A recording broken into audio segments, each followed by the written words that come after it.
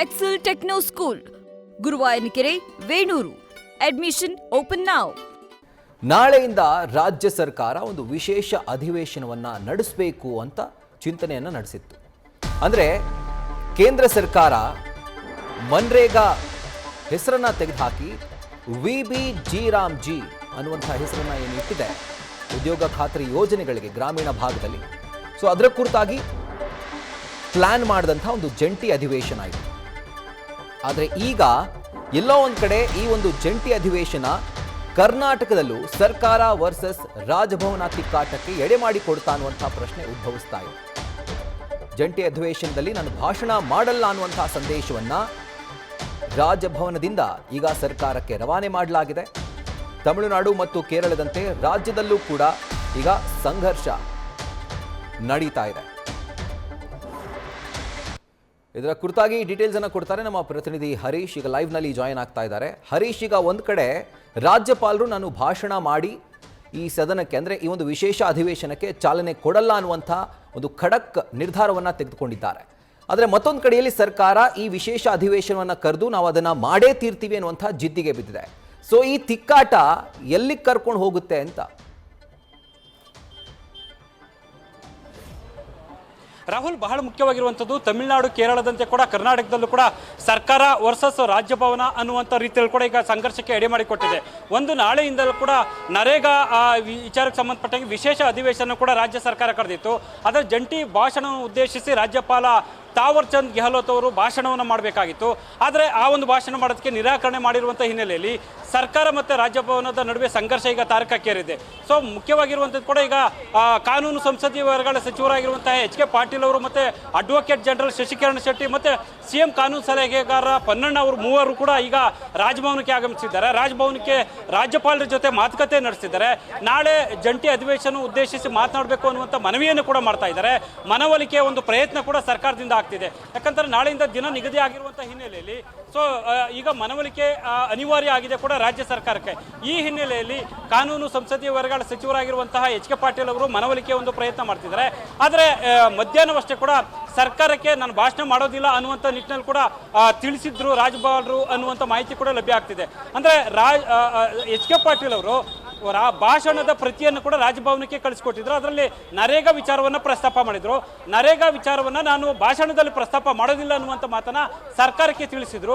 ಹಾಗಾಗಿ ಒಂದು ಭಾಷಣವನ್ನು ಮಾಡಲೇಬೇಕು ಅನ್ನುವಂಥ ನಿಟ್ಟಿನಲ್ಲಿ ಕೂಡ ಸರ್ಕಾರವು ಕೂಡ ಹೇಳಿತ್ತು. ಆದರೆ ಕೊನೆಯ ಹಂತದಲ್ಲಿ ಕೂಡ ರಾಜ್ಯಪಾಲರು ಭಾಷಣ ಮಾಡೋದಿಲ್ಲ ಅನ್ನುವಂಥ ಮಾತನ್ನು ಹೇಳುವ ಮೂಲಕ ನಿರಾಕರಣೆ ಮಾಡಿದೆ. ಈ ಹಿನ್ನೆಲೆಯಲ್ಲಿ ಸರ್ಕಾರ ಮತ್ತೆ ರಾಜಭವನ ನಡುವೆ ಸಂಘರ್ಷ ಈಗ ತಾರಕಕ್ಕೇರಿದೆ.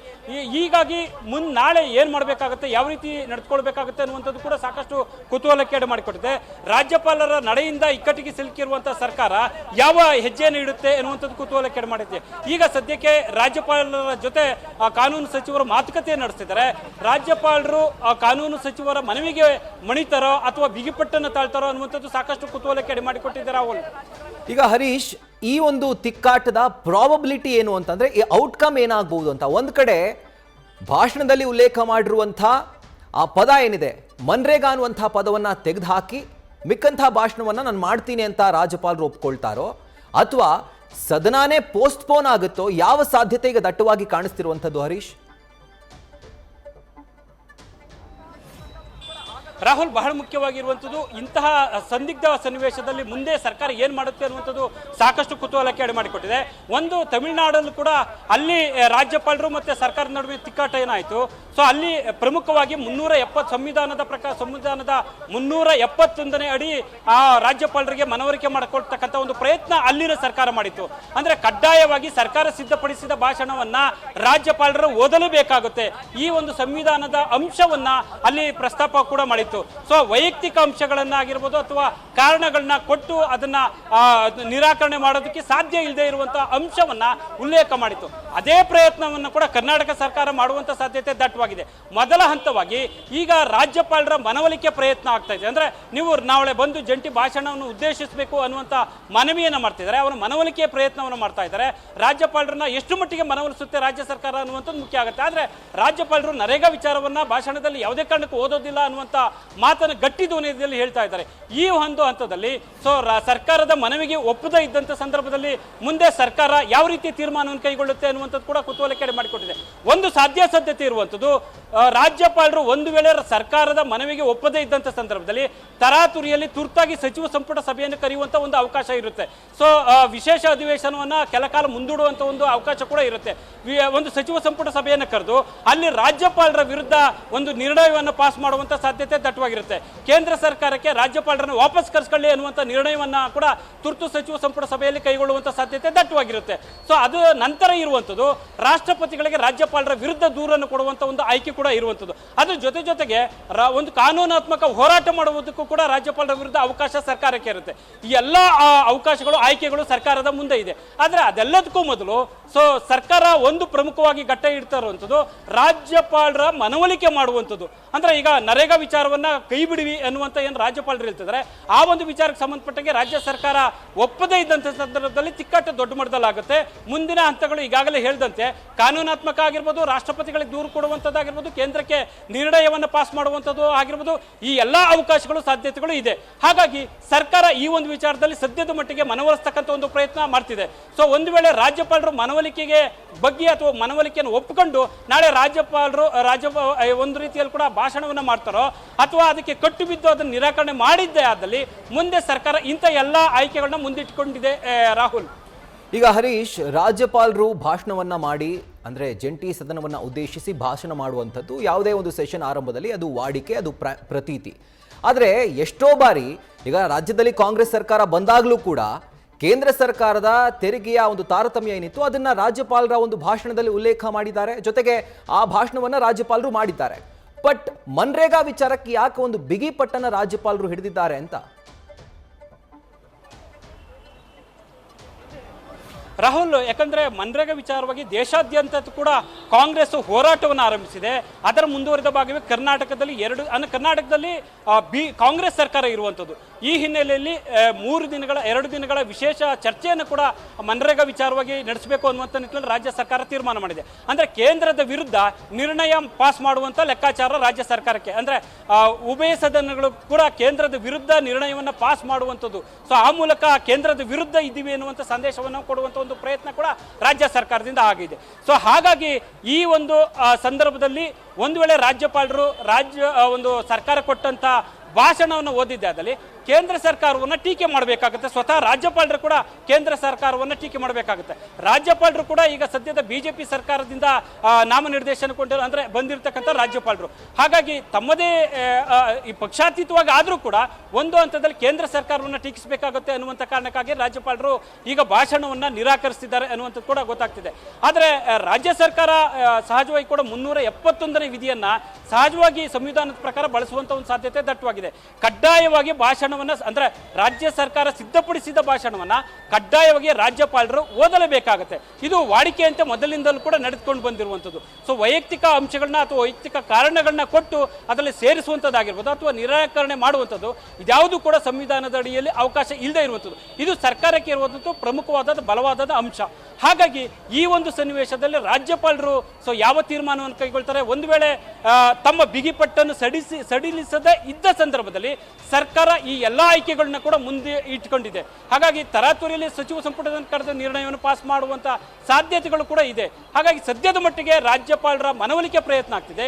ಈ ಒಂದು ಹಂತದಲ್ಲಿ ಯಾವ ತೀರ್ಮಾನ ಆಗುತ್ತೆ, ಸೊ ಏನು ಫಲಿತಾಂಶ ಹೊರಬೀಳುತ್ತೆ ಅನ್ನುವುದರ ಮೇಲೆ ಮುಂದಿನ ನಿರ್ಧಾರ ತೀರ್ಮಾನ ಆಗುತ್ತೆ. ರಾಹುಲ್, ಈಗ ಹರೀಶ್, HK ಪಾಟೀಲ್ರು ಜೊತೆಗೆ ಆ ಒಂದು ನಿಯೋಗ ರಾಜ್ಯಪಾಲರ ಮನವೊಲಿಕೆಗೆ ತೆರಳಿದೆ ರಾಜಭವನದ ಒಳಗಡೆ. ಅಂದ್ರೆ ತೀವ್ರ ತಿಕ್ಕಾಟ ಉಂಟು ಮಾಡೋದು ಬೇಡ, ಸ್ಮೂತ್ ಆಗಿ ಇದನ್ನ ಬಗೆಹರಿಸ್ಕೊಳ್ಳೋಣ ಅನ್ನುವಂಥ ಒಂದು ನಿಟ್ಟಿನಲ್ಲಿ ಅವರು ಈಗ ರಾಜಭವನಕ್ಕೆ ಎಂಟ್ರಿಯನ್ನ ಕೊಟ್ಟಿರುವಂಥದ್ದು. ಸೊ ಈಗ ಸಿಗ್ತಿರುವಂತಹ ಒಂದು ಇನ್ಸೈಡ್ ಮಾಹಿತಿ ಪ್ರಕಾರ ಯಾವ ಹಂತದಲ್ಲಿದೆ, ರಾಜ್ಯಪಾಲರು ಕನ್ವಿನ್ಸ್ ಆಗುವಂತಹ ಮೂಡ್ನಲ್ಲಿ ಇದ್ದಾರಾ ಇಲ್ವಾ ಹರೀಶ್? ರಾಹುಲ್, ಅಲ್ಲಿ ಪ್ರಮುಖವಾಗಿ ಅಂಶ ಇರುವಂಥದ್ದು ಒಂದು, ರಾಜ್ಯಪಾಲರು ಸರ್ಕಾರದ ಮನವಿಗೆ ಒಪ್ಕೊಂಡು ಸೊ ಭಾಷಣವನ್ನು ಮಾಡ್ತಾರೋ ಅಥವಾ ರಾಜ್ಯಪಾಲರು ವಿಚಾರಕ್ಕೆ ಸಂಬಂಧಪಟ್ಟಂಗೆ ರಾಜ್ಯ ಸರ್ಕಾರ ಏನಾದರೂ ಮಣಿಯುತ್ತಾ ನರೇಗಾ ಅಂಶವನ್ನು ಕೈ ಬಿಡುತ್ತಾ ಅನ್ನುವಂಥ ಈ ಜಿಜ್ಞಾಸೆ ಇರುವಂಥದ್ದು. ಅಂದರೆ ರಾಜ್ಯಪಾಲರು ಮತ್ತು ಸರ್ಕಾರದ ನಡುವೆ ಇರುವಂಥ ಜಿಜ್ಞಾಸೆ ನರೇಗಾ ವಿಚಾರ. ರಾಜ್ಯ ಸರ್ಕಾರ ಈಗಾಗಲೇ ತೀರ್ಮಾನ ಮಾಡಿದೆ, ನರೇಗಾ ವಿಚಾರಕ್ಕೆ ಸಂಬಂಧಪಟ್ಟಂಗೆ ಒಂದು ನಿರ್ಣಯ ಪಾಸ್ ಮಾಡಬೇಕು, ಅದಕ್ಕಾಗಿ ವಿಶೇಷ ಅಧಿವೇಶನವನ್ನು ಕರೆದಿದೆ. ಆದರೆ ರಾಜ್ಯಪಾಲರು ಈಗ ಆ ಒಂದು ವಿಚಾರವನ್ನು ಚರ್ಚೆ ಮಾಡೋದಿಲ್ಲ, ಪ್ರಸ್ತಾಪ ಮಾಡೋದಿಲ್ಲ ಅನ್ನುವಂಥ ಮಾತನ್ನು ಹೇಳ್ತಿರುವಂಥ ಹಿನ್ನೆಲೆಯಲ್ಲಿ ರಾಜ್ಯ ಸರ್ಕಾರ ಸಹಜವಾಗಿ ಕೂಡ ಆ ಅಂಶವನ್ನು ಕೈ ಬಿಡುವಂಥ ಸಾಧ್ಯತೆಗಳು ತುಂಬ ಕಡಿಮೆ. ಸೊ ನರೇಗಾ ವಿಚಾರವನ್ನು ಪ್ರಸ್ತಾಪ ಮಾಡಿ ಅದನ್ನು ಓದಲೇಬೇಕು ಅನ್ನುವಂಥ ಬಿಗಿಪಟ್ಟು ನೀಡುತ್ತೆ. ಪ್ರಸ್ತುತ ಇರುವಂಥದ್ದು ಸರ್ಕಾರ ತೀರ್ಮಾನ, ಒಟ್ಟಾರೆ ಆಶಯ ಇರುವಂಥದ್ದು ನರೇಗಾ ವಿಚಾರವನ್ನು ಕೇಂದ್ರದ ವಿರುದ್ಧ ನಿರ್ಣಯ ಪಾಸ್ ಮಾಡಬೇಕು ಅನ್ನುವಂಥದ್ದು. ಈ ಒಂದು ಹಂತದಲ್ಲಿ ಸರ್ಕಾರ ಸಹಜವಾಗಿ ಕೂಡ ಮಣಿಯುವಂಥದ್ದು ಕೂಡ ಕಡಿಮೆ. ರಾಜ್ಯಪಾಲರ ಭಾಷಣ ಓದಲೇಬೇಕು ಅನ್ನುವಂಥ ಬಿಗಿಪಟ್ಟನ್ನು ಹಿಡಿಯುವಂಥ ಸಾಧ್ಯತೆ ದಟ್ಟವಾಗಿದೆ. ಅದೇ ಕೂಡ ಅಂತಿಮ ಆಗುವಂಥದ್ದು ಇದೆ. ಸೊ ಕರ್ನಾಟಕದಲ್ಲಿರುವಂಥದ್ದು ಕಾಂಗ್ರೆಸ್ ಸರ್ಕಾರ, ಕೇಂದ್ರದಲ್ಲಿ ಬಿಜೆಪಿ ಸರ್ಕಾರ ಮಾಡಿರುವಂಥ ಕಾಯ್ದೆಯ ವಿರುದ್ಧ ಈಗ ರಾಜ್ಯ ಸರ್ಕಾರ ನಿರ್ಣಯ ಪಾಸ್ ಮಾಡಬೇಕಾಗಿರುವಂಥದ್ದು. ಈ ಒಂದು ಹಂತದಲ್ಲಿ ರಾಜ್ಯಪಾಲರು ಆ ಭಾಷಣವನ್ನು ಓದಲೇಬೇಕು ಅನ್ನುವಂಥ ಬಿಗಿಪಟ್ಟನ್ನು ರಾಜ್ಯ ಸರ್ಕಾರ ಹಿಡಿಯುತ್ತೆ. ಆದರೆ ರಾಜ್ಯಪಾಲರು ಆ ಭಾಷಣವನ್ನು ಓದೋದಿಲ್ಲ ಅನ್ನುವಂಥ ಬಿಗಿಪಟ್ಟು ಹಿಡಿದಿದ್ದೇ ಆದಲ್ಲಿ ಕಾನೂನಾತ್ಮಕ ಇಲ್ಲಿ ಸಂಘರ್ಷ ಕೂಡ ತಾರಕಕ್ಕೆ ಇರುತ್ತೆ. ಈ ಒಂದು ಹಂತದಲ್ಲಿ ತಿಕ್ಕಾಟ ಕೂಡ ಜೋರಾಗಿ ಆಗುವಂಥದ್ದು. ಸದ್ಯದಲ್ಲಿ ನಾಳೆ ಆ ಒಂದು ಹಂತದಲ್ಲಿ ರಾಜ್ಯಪಾಲರು ಬಿಗಿಪಟ್ಟು ಹಿಡಿದಿದ್ದಲ್ಲಿ ತರಾತುರಿಯಲ್ಲಿ ತುರ್ತು ಸಚಿವ ಸಂಪುಟ ಸಭೆಯನ್ನು ಕರೆಯುವಂಥ ಸಾಧ್ಯತೆ, ಅವಕಾಶಗಳು ಕೂಡ ಸರ್ಕಾರದ ಮುಂದೆ ಇರುವಂಥದ್ದು. Rahul. Right Harish, thank you ಡೀಟೇಲ್ಸ್ಗೆ. ಸೊ ಈಗ ಒಂದು ಹೊಸ ತಿಕ್ಕಾಟ ಅಂದರೆ ಗವರ್ನರ್ ವರ್ಸಸ್ ಗವರ್ನ್ಮೆಂಟ್ ಈಗ ಶುರುವಾಗಿದೆ ಕರ್ನಾಟಕ ರಾಜ್ಯದಲ್ಲಿ. ಇದನ್ನು ನಾವು ಕೇರಳದಲ್ಲಿ ಹಾಗೂ ತಮಿಳುನಾಡಿನಲ್ಲಿ ಹೆಚ್ಚಾಗಿ ನೋಡ್ತಾ ಇದ್ವಿ. ಪ್ರತಿಯೊಂದು ವಿಷಯಕ್ಕೂ ಕೂಡ ಒಂದು ಬಿಲ್ಗೆ ಸಹಿ ಹಾಕೋದ್ರಿಂದ ಹಿಡಿದು ಸರ್ಕಾರದ ನಿರ್ಧಾರಗಳನ್ನು ಪ್ರಶ್ನೆ ಮಾಡುವಂಥ ಹಂತದವರೆಗೂ ಕೂಡ ಅಲ್ಲಿ ರಾಜಭವನ ವರ್ಸಸ್ ಸರ್ಕಾರ ಅನ್ನೋ ರೀತಿ ಇತ್ತು. ಆ ಒಂದು ಬೆಳವಣಿಗೆ ಈಗ ಕರ್ನಾಟಕ ಸರ್ಕಾರದಲ್ಲೂ ಕೂಡ ಕಾಣಿಸ್ತಾ ಇದೆ. ಯಾಕಂದರೆ ನಾಳೆ ವಿಶೇಷ ಅಧಿವೇಶನವನ್ನು ಕರೆದಿರೋದೆ ಕೇಂದ್ರ ಸರ್ಕಾರದ ವಿರುದ್ಧ ಒಂದು ಖಂಡನಾ ನಿರ್ಣಯವನ್ನು ಪಾಸ್ ಮಾಡಬೇಕು ಅಂತ ಹೇಳಿ. ಆದರೆ ಅದಕ್ಕೆ ಆ ಒಂದು ಸೆಷನ್ ಇನಿಷಿಯೇಟ್ ಆಗೋದೆ ರಾಜ್ಯಪಾಲರ ಭಾಷಣದಿಂದ. ಜಂಟಿ ಸದನವನ್ನು ಉದ್ದೇಶಿಸಿ ರಾಜ್ಯಪಾಲರು ಭಾಷಣವನ್ನು ಮಾಡ್ತಾರೆ, ಆಗ ಸದನ ಆರಂಭವಾದಂತೆ ಅಧಿಕೃತವಾಗಿ ಲೆಕ್ಕ. ಈಗ ರಾಜ್ಯಪಾಲರು ನಾನು ಅದನ್ನೇ ಮಾಡೋದಿಲ್ಲ, ನಾನು ಭಾಷಣವನ್ನೇ ಮಾಡೋದಿಲ್ಲ ಅನ್ನುವಂಥ ಬಿಗಿ ಪಟ್ಟನ್ನು ಹಿಡ್ಕೊಂಡಿದ್ದಾರೆ. ಸೊ ಒಂದು ಕಡೆ ರಾಜ್ಯಪಾಲರು ಕೂಡ ಬಗ್ತಾ ಇಲ್ಲ, ಮತ್ತೊಂದು ಕಡೆ ಸರ್ಕಾರ ಕೂಡ ಬಗ್ತಾ ಇಲ್ಲ. ಅಂದರೆ ವಿಶೇಷ ಅಧಿವೇಶನ ಕರೆದಿರೋದೇ ಆ ಉದ್ದೇಶದಿಂದ. ಸೊ ಆ ಉದ್ದೇಶದ ಆರಂಭಿಕ ಹಂತನೇ ರಾಜ್ಯಪಾಲರ ಭಾಷಣ ಇಲ್ಲದೆ ಯಾವುದೇ ಸೆಷನ್ ಕೂಡ ಆಗೋದಿಲ್ಲ, ಸ್ಟಾರ್ಟ್ ಆಗೋದಿಲ್ಲ. ಸೊ ಅದು ಮೇಯ್ನಾಗಿ ನಾವಿಲ್ಲಿ ಗಮನಿಸಬೇಕಾಗಿರುವಂಥ ಒಂದು ಅಂಶ. ಆದರೆ ಮತ್ತೊಂದು ಕಡೆಯಲ್ಲಿ ರಾಜ್ಯ ಸರ್ಕಾರ ಮುಂದೆ ಏನು ಮಾಡುತ್ತೆ? ಈಗ ಒಂದು ಫಿಲ್ಮ್ನಲ್ಲಿ ಇದೆಯಲ್ಲ ಡೈಲಾಗ್, ಮುಂದೆ ಏನು ಮಾಡ್ತಾನೆ ನಿಮ್ಮ ಹೀರೋ ಅಂತ. ಸೊ ಹಾಗೆ ಸರ್ಕಾರ ಮುಂದೆ ಏನು ಮಾಡುತ್ತೆ ಅನ್ನುವಂಥದ್ದು ಈಗ ತೀವ್ರ ಕುತೂಹಲವನ್ನು ಮೂಡಿಸ್ತಾ ಇದೆ. ಕಾರಣ ಏನು? ರಾಜ್ಯಪಾಲರನ್ನ ಮತ್ತಷ್ಟು ತಿಕ್ಕಾಟಕ್ಕೆ ದೂಡದೆ ಸ್ಮೂತಾಗಿ ಅವರನ್ನು ಕನ್ವಿನ್ಸ್ ಮಾಡುವಲ್ಲಿ ಸರ್ಕಾರ ಸಕ್ಸಸ್ ಆಗುತ್ತೋ, ಅಥವಾ ರಾಜ್ಯಪಾಲರ ಬಿಗಿಪಟ್ಟಿನಿಂದ ಸರ್ಕಾರ ಕೂಡ ಸಿಡಿದು ನಿಂತು ಮುಂದೆ ಏನು ಕಾನೂನಾತ್ಮಕವಾಗಿ ಹೋರಾಟವನ್ನು ಮಾಡಬೇಕು ಅಥವಾ ಸಂವಿಧಾನದ ಅಡಿಯಲ್ಲಿ ಯಾವ ಅಧಿಕಾರವನ್ನು ಚಲಾಯಿಸಬೇಕು ಅನ್ನುವಂಥ ಒಂದು ಯೋಚನೆಯಲ್ಲಿ ಈಗ ರಾಜ್ಯ ಸರ್ಕಾರ ಇದೆ. ಸೊ ಅದು ಮುಂದಿನ ಹಂತಗಳಲ್ಲಿ ಬರುವಂಥ ಒಂದು ಆಪ್ಷನ್ಸ್ ಸರ್ಕಾರದ ಮುಂದೆ. ಆದರೆ ಅದಕ್ಕಿಂತ ಮುಂಚಿತವಾಗಿಯೇ ಕಾನೂನು ಸಚಿವರಾಗಿರುವಂಥ HK ಪಾಟೀಲ್ ಅವರ ನಿಯೋಗ ಈಗಾಗಲೇ ರಾಜಭವನಕ್ಕೆ ತೆರಳಿದೆ. ಅಲ್ಲಿ ರಾಜ್ಯಪಾಲರ ಮನವೊಲಿಸುವಂಥ ಕಸರತ್ತನ್ನು ಮಾಡ್ತಾ ಇದೆ. ಸೊ ಇಲ್ಲೂ ಬಹುಶಃ ಕೆಲವೊಂದಷ್ಟು ಅಂಡರ್ಸ್ಟ್ಯಾಂಡಿಂಗ್ಗಳಾಗಬಹುದು. ಅಂದರೆ ಈ ಭಾಷಣ ನಾನು ಓದ್ತೀನಿ, ಕಂಡೀಷನ್ಸ್ ಅಪ್ಲೈ ಅನ್ನುವಂಥ ಕಂಡೀಷನ್ಸನ್ನು ರಾಜ್ಯಪಾಲರು ಕೂಡ ಹಾಕಬಹುದು. ಕಾರಣ ಏನು? ಗೊತ್ತಿರೋ ಹಾಗೆ ಕೇಂದ್ರ ಸರ್ಕಾರ ರಾಜ್ಯಪಾಲರನ್ನು ನೇಮಕ ಮಾಡುವಂಥದ್ದು. ಅಂಥ ಸಂದರ್ಭದಲ್ಲಿ ಈಗ ವಿಪಕ್ಷ ಸರ್ಕಾರ ಒಂದು ರಾಜ್ಯದಲ್ಲಿದ್ದಂಥ ಸಂದರ್ಭದಲ್ಲಿ ರಾಜ್ಯಪಾಲರು ಈಗ ವಿರುದ್ಧನೇ, ಕೇಂದ್ರ ಸರ್ಕಾರದ ವಿರುದ್ಧನೇ ಭಾಷಣ ಮಾಡ್ತಾರಾ ಅಥವಾ ಕೆಲವೊಂದಷ್ಟು ಕಾಂಪ್ರಮೈಸ್ ಆಗುತ್ತಾ? ಈಗ ಸದ್ಯಕ್ಕೆ ಕಾಡ್ತಿರುವಂಥ ಪ್ರಶ್ನೆ.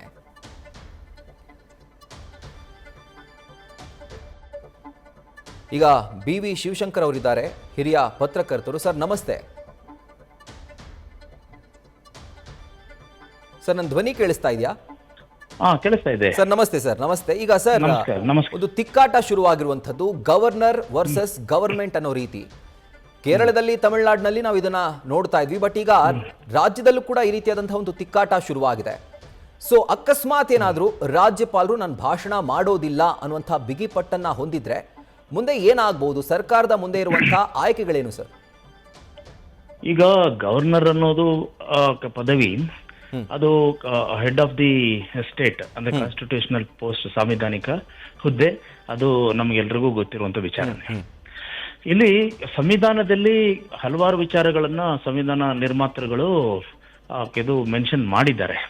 ಆದ್ರೆ ಕೆಲವೊಂದು ಇದೇನಂತಂದ್ರೆ ಈ ದೇಶದಲ್ಲಿ ಈ ತರದೆಲ್ಲ ರಾಜಕೀಯ ಪರಿಸ್ಥಿತಿಗಳು ಬರಬಹುದು ಅನ್ನೋದು ಬಹುಶಃ ಆ ಫಾದರ್ಸ್ ಆಫ್ ಕಾನ್ಸ್ಟಿಟ್ಯೂಷನ್ ಅಂತ ನಾವೇ ಸಂವಿಧಾನ ನಿರ್ಮಾತೃಗಳು ಅವ್ರಿಗೂ ಕೂಡ ಗೊತ್ತಿರ್ಲಿಲ್ಲ ಅಂತ ಕಾಣುತ್ತೆ. ಈ ಮಟ್ಟಕ್ಕೆ ಇಷ್ಟೊಂದು ಏನು ರಾಜಕೀಯ ಈ ಮಟ್ಟಕ್ಕೆ ಇಳಿಬಹುದಾ ಅನ್ನೋದನ್ನ ಅವರು ಮುಂಗಂಡಿರ್ಲಿಲ್ಲ. ಸೊ ಹಾಗಾಗಿ ಇಲ್ಲಿ ಏನಂತಂದ್ರೆ ಕೇಂದ್ರ ಸರ್ಕಾರದಲ್ಲಿ ಒಂದು ಪಕ್ಷ, ಕೇಂದ್ರದಲ್ಲಿ ಒಂದು ಪಕ್ಷ, ರಾಜ್ಯದಲ್ಲಿ ಇನ್ನೊಂದು ಪಕ್ಷ ಇರುವಾಗ ಸೇಡಿನ ರಾಜಕೀಯ ಮಾಡಬಾರ್ದು ಅಂತ ಹೇಳೋರನ್ನೇ ಸೇಡಿನ ರಾಜಕೀಯ ಮಾಡ್ತಾ ಇರುವಂತ ಒಂದು ಪರಿಸ್ಥಿತಿ ಇದು. ಇದನ್ನ ಕಾನ್ಸ್ಟಿಟ್ಯೂಷನ್ ಅಲ್ಲಿ ನಿಜ ಹೇಳ್ಬೇಕಂದ್ರೆ ಸರಿಯಾಗಿ ಅಡ್ರೆಸ್ ಮಾಡಿಲ್ಲ. ಅದು ಒಂದು ರೀತಿ ಗ್ರೇ ಏರಿಯಾ ಅಂತ ಹೇಳ್ತಾರೆ. ನಾನು ಕೂಡ ಕೆಲವು ಕಾನ್ಸ್ಟಿಟ್ಯೂಷನಲ್ ಎಕ್ಸ್ಪರ್ಟ್ಸ್ ಅನ್ನ ಈಗ ತಾನೇ ಮಾತಾಡ್ತಾ ಇದ್ದೆ.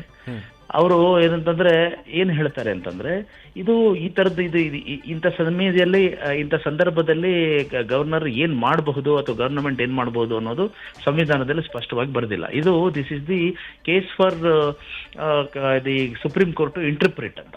ಫಾರ್ ಎಕ್ಸಾಂಪಲ್ ಇದೇ ತರದ ಸಂದರ್ಭಗಳಲ್ಲಿ ಇದು ಈ ಮುಖ್ಯಮಂತ್ರಿ ಅವ್ರ ವಿರುದ್ಧ ಕಾನೂನು ಕ್ರಮಕ್ಕೆ ಅಂದ್ರೆ to prosecute chief minister, governor has to grant sanction. ಆ ಸ್ಯಾಂಕ್ಷನ್ ಮಾಡುವಾಗ ಅವ್ರಿಗೆ ಅಂದ್ರೆ ಅವರ ಮುಖ್ಯಮಂತ್ರಿಗಳ ವಿರುದ್ಧ ಕಾನೂನು ಕ್ರಮ ಜರುಗಿಸೋದಕ್ಕೋಸ್ಕರ ಅವ್ರಿಗೆ ಒಂದು ಪ್ರಾಸಿಕ್ಯೂಟರ್ಸ್ಗೆ ಒಂದು ಅನುಮತಿ ಕೊಡ್ಬೇಕಾಗತ್ತೆ. ಗವರ್ನರ್ ಅನುಮತಿ ಕೊಟ್ಟಾಗ ಕ್ಯಾಬಿನೆಟ್ ಏನ್ ಮಾಡ್ತು, ಆ ಅನುಮತಿ ಕೊಡಬಾರ್ದು ಅಂದ್ರೆ ಇದು ಕಾನ್ಸ್ಟಿಟ್ಯೂಷನ್ ಅಲ್ಲಿ ಏನ್ ಹೇಳುತ್ತೆ ಅಂದ್ರೆ governor has to act upon the advice of the council of ministers ಅಂತ. ಅಂದ್ರೆ ಸಂಪುಟದ ಒಂದು ಸಲಹೆಯ ಮೇರೆಗೆ ಇದು ರಾಜ್ಯಪಾಲರು ವರ್ತಿಸಬೇಕಾಗತ್ತೆ ಅನ್ನೋದಿದೆ.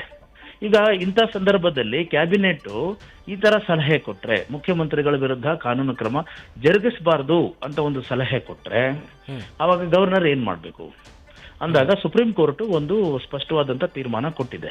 ಯಾಕೆಂದ್ರೆ cabinet tend to be prejudice towards ಅಂದ್ರೆ ಫೇವರಿಂಗ್ ಟುವರ್ಡ್ಸ್ ಸಿಎಂ ಅಂತ. ಅಂದ್ರೆ ಅವರು ಇಡೀ ಕ್ಯಾಬಿನೆಟ್ ಚೀಫ್ ಮಿನಿಸ್ಟರ್ ನೇತೃತ್ವದಲ್ಲಿ ಇರೋದ್ರಿಂದ ಚೀಫ್ ಮಿನಿಸ್ಟರ್ ಅವರ ಹಿತರಕ್ಷಣೆಗೆ ವಿರುದ್ಧವಾಗಿ ಅವ್ರು ಹೋಗೋದಕ್ಕೆ ಸಾಧ್ಯ ಇರೋದಿಲ್ಲ.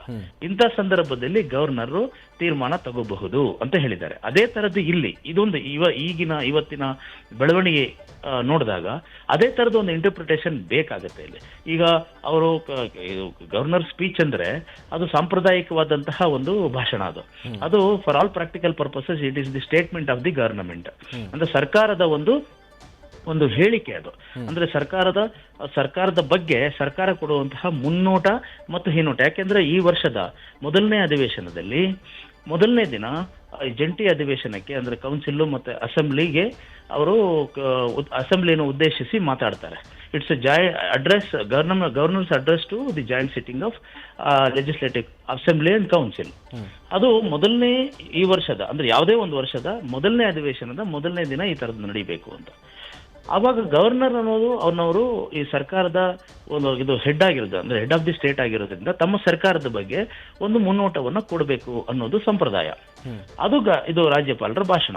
ಆ ಭಾಷಣದಲ್ಲಿ ತಮ್ಮ ಸರ್ಕಾರದ ಬಗ್ಗೆ ತಾವು ಹೇಳ್ಕೊಳ್ಳುವಾಗ ಅವರು ಕೇಂದ್ರ ಸರ್ಕಾರದ ಬಗ್ಗೆ ಟೀಕಿಸುವಂತ ಒಂದು ವಿಚಾರ ಇದ್ದಾಗ, ಈಗ ಇಲ್ಲಿನ ಪರಿಸ್ಥಿತಿ ಏನು ಅಂತಂದ್ರೆ governor is the head of the state ಅಂದ್ರೆ ರಾಜ್ಯ ಸರ್ಕಾರದ ಮುಖ್ಯಸ್ಥ ಅವರು. ಅದೇ ಸಮಯದಲ್ಲಿ is appointed by the centre ಅಂದ್ರೆ ಅವರು ಕೇಂದ್ರದ ಪ್ರತಿನಿಧಿನೂ ಹೌದು. ಅವರಿಗೆ ಎರಡು ಒಂದು ಪೊಸಿಷನ್ಸ್, ಒಂದು is the representative of the centre and head of the state.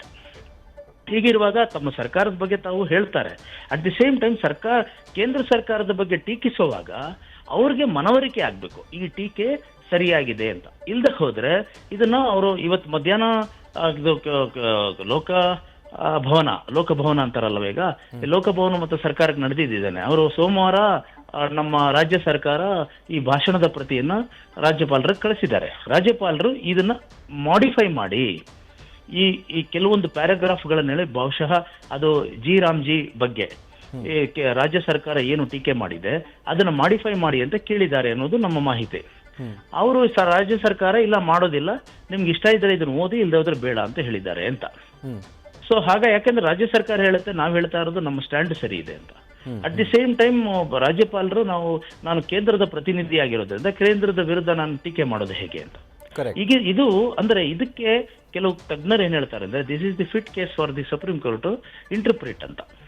But ಇದುವರೆಗೂ ಅಂದ್ರೆ ಅಲ್ಲಿವರೆಗೂ ಹೋಗೋದ್ರ ಬದಲು ಇಲ್ಲಿ ಸಾಮರಸ್ಯ ಅನ್ನೋದು ಬೇಕಾಗತ್ತೆ ಅಂತ. ಇಬ್ರು ಕೂಡ, ಅದು ಕೇಂದ್ರ ಸರ್ಕಾರ ಇರಲಿ, ರಾಜ್ಯ ಸರ್ಕಾರ ಇರಲಿ, ಕೇಂದ್ರ ಸರ್ಕಾರದ ಪ್ರತಿನಿಧಿಯಾಗಿರುವಂತಹ ರಾಜ್ಯಪಾಲರು ಇರಲಿ, ಅಥವಾ ರಾಜ್ಯ ಸರ್ಕಾರದ ಹೆಡ್ ಆಗಿರೋ ಮುಖ್ಯಮಂತ್ರಿಗಳಾಗಿರ್ಲಿ, ಅವರು ರಾಜ್ಯದ ಹಿತ ಮತ್ತೆ ಜನಗಳ ಹಿತಕ್ಕೋಸ್ಕರ ಇರೋದ್ರಿಂದ ಇಂಥವನ್ನೆಲ್ಲ ಬಿಟ್ಟು ಕೂತ್ಕೊಂಡು ಒಂದು ರೀತಿಯಲ್ಲಿ ಒಂದು ಸಾಮರಸ್ಯದಿಂದ ಹೋಗೋದು ಒಳ್ಳೆಯದು ಅಂತ. ಅದಕ್ಕೋಸ್ಕರನೇ ಈಗ ಮುಖ್ಯಮಂತ್ರಿಗಳು ಇವರನ್ನ ಎಚ್ ಕೆ ಪಾಟೀಲ್ ಅವ್ರನ್ನ, ಅಂದ್ರೆ minister for law and parliamentary affairs ಅವ್ರನ್ನ ಕಳಿಸಿದ್ದಾರೆ. ನಮಗೆ ಒಂದು ಹೋಪ್ ಏನಂತಂದ್ರೆ, ಅವರು ಒಂದು ಸರಿಯಾದಂತ ಮಾತುಕತೆನಲ್ಲಿ ಇಬ್ರು. ಈಗ ಸರ್, ಅಕಸ್ಮಾತ್ ಏನಾದ್ರೂ ಆ ಒಂದು ಕಾಂಪ್ರಮೈಸ್ಗೆ ಇಬ್ರು ಕೂಡ ಬಂದಿಲ್ಲ ಅಂತಂದ್ರೆ ನೆಕ್ಸ್ಟ್ ಏನು ಅಂತ ಸರ್? ಅಕಸ್ಮಾತ್ ಏನಾದ್ರೂ ರಾಜ್ಯಪಾಲರು ನನ್ನ ಭಾಷಣ ಮಾಡೋದೇ ಇಲ್ಲ ಅಂತಂದ್ರೆ ಸದನಕ್ಕೆ ಯಾವ ರೀತಿಯಾದಂತಹ ಒಂದು ವ್ಯತಿರಿಕ್ತ ಪರಿಣಾಮ ಬೀರಬಹುದು ಅಂತ? ಅದಕ್ಕೇನಿಲ್ಲ, ಅದೇನಂದ್ರೆ ಅವರು ರಾಜ್ಯಪಾಲರು ಬರಲಿಲ್ಲ ಅಂತ ಅನ್ಕೊಳ್ಳಿ, ಒಂದು ವೇಳೆ ನಾನು ಈ ಭಾಷಣ ಮಾಡೋದಿಲ್ಲ ಅಂತ ಅನ್ಕೊಳ್ಳಿ, ಅವಾಗ ಆ ಭಾಷಣವನ್ನ ಅವರು ಸರ್ಕಾರ ರಾಜ್ಯಪಾಲರ ಪರವಾಗಿ ಅದನ್ನ ಮಂಡಿಸ್ತಾರೆ. ಹೌದು. ಇವಾಗ ಫಾರ್ ಎಕ್ಸಾಂಪಲ್ ನಿನ್ನೆ ತಮಿಳುನಾಡಲ್ಲಿ ಆಗಿರೋದು ಅದೇ ತಾನೆ. ಇವಾಗ ಅವರು ಈಗ ನೀವು ರಾಜ್ಯಪಾಲರು ಬರ್ತಾರಾ ಇಲ್ವಾ ಅಂತ ಕೇಳ್ತೀರಾ. ಬರ್ಲೂಬಹುದು, ಬರ್ದೇನೂ ಇರಬಹುದು, ಬಂದು ಓದ್ದೇನೂ ಹೋಗ್ಬಹುದು. ನಿನ್ನೆ ತಮಿಳುನಾಡು ಗವರ್ನರ್ ಓದ್ದೆ ಹೋಗ್ಬಿಟ್ಟಿದಾರಲ್ಲ, ಅಂದ್ರೆ ಓದದೆ ಹೋಗಿದ್ದಾರೆ. ಹೋದ್ಮೇಲೆ ಏನ್ ಮಾಡಿದೆ ಆ ಸರ್ಕಾರ, ಅದನ್ನ ಟೇಬಲ್ ಮಾಡಿದೆ. ಟೇಬಲ್ ಮಾಡಿ ಅದನ್ನ ಪಾಸ್ ಮಾಡ್ಕೊಂಡಿದ್ದಾರೆ. ಸೊ ಹಾಗೇನೆ ಸ್ಟೇಟ್ಮೆಂಟ್ ಅದು ಕೆಲವು ಸಾರಿ ಏನ್ ಮಾಡ್ತಾರೆ ಅಂದ್ರೆ, ಸ್ಟೇಟ್ಮೆಂಟ್ ಗಳನ್ನ ಟೇಬಲ್ ಮಾಡಿ ಅದನ್ನ ಪಾಸ್ ಮಾಡ್ಕೊಳ್ತಾರೆ, ಮಾಡಬಹುದು ಅದು. ಯಾಕಂದ್ರೆ ಸರ್ಕಾರದ ಸ್ಟೇಟ್ಮೆಂಟ್ ಅಂತ. ಯಾಕಂದ್ರೆ ನಿನ್ನೆ ತಮಿಳುನಾಡಿನ ಒಂದು ಉದಾಹರಣೆಯನ್ನ ನಾವು ತಗೊಳ್ಳೋದಾದ್ರೆ, ಆಮೇಲೆ ಕೇರಳದಲ್ಲಿ ಏನ್ ಮಾಡಿದ್ದಾರೆ, ರಾಜ್ಯಪಾಲರು ಭಾಷಣ ಓದಿದ್ದಾರೆ, ಅದ್ರ ಕೆಲವು ಪ್ಯಾರಾಗ್ರಾಫ್ ಗಳನ್ನ ಬಿಟ್ಟಿದ್ದಾರೆ. ಅದನ್ನು ಕೂಡ ಏನ್ ಮಾಡಿದ್ದಾರೆ ಅವರು, ಅದಕ್ಕೆ ಆ ರಾಜ್ಯದ ಮುಖ್ಯಮಂತ್ರಿ ಒಂದು ಸ್ಟೇಟ್ಮೆಂಟ್ ಕೊಟ್ಟಿದ್ದಾರೆ ಎಲ್ಲಿ ಸದನದಲ್ಲಿ. ಏನಂತ ಅಂದ್ರೆ, ರಾಜ್ಯಪಾಲರು ಭಾಷಣವನ್ನ ಮಾಡಿದ್ದಾರೆ ನಿಜ, ಅದು ಅಪೂರ್ಣವಾದಂತಹ ಭಾಷಣ, ಅದರೊಳಗಡೆ ಬಿಟ್ಟೋದಂತಹ ಪ್ಯಾರಾಗ್ರಾಫ್ಗಳು ಇಂತಹವು, ಇದನ್ನು ಕೂಡ ಸೇರಿಸ್ಕೋಬೇಕು ಅಂತ ಹೇಳಿ ಅದನ್ನ ಟೇಬಲ್ ಮಾಡಿ ಪಾಸ್ ಮಾಡ್ಕೊಂಡಿದ್ದಾರೆ. ಅದೇ ತರದ್ ಇಲ್ಲ ಇದಂತಂದ್ರೆ ಒಂದಂತೂ ಆಗುತ್ತೆ, ರಾಜ್ಯಪಾಲರು ಭಾಷಣ ಮಾಡೋದು ಒಳ್ಳೇದು. ಮಾಡ್ಲಿಲ್ಲ ಅಂದ್ರೆ ಆ ಭಾಷಣದ ಪ್ರತಿಯನ್ನ ಇದು ಸದನದ ಮುಂದೆ ಮಂಡಿಸಿ ಅದನ್ನು ಪಾಸ್ ಮಾಡ್ಕೊಳ್ತಾರೆ. Right sir, thank you so much sir, News First ಜೊತೆ ಮಾತಾಡಿದಕ್ಕೆ. ನ್ಯೂಸ್ ಫಸ್ಟ್ ನಿರ್ಭೀತಿಯಿಂದ ನಿಮ್ಮ ಪರವಾಗಿ.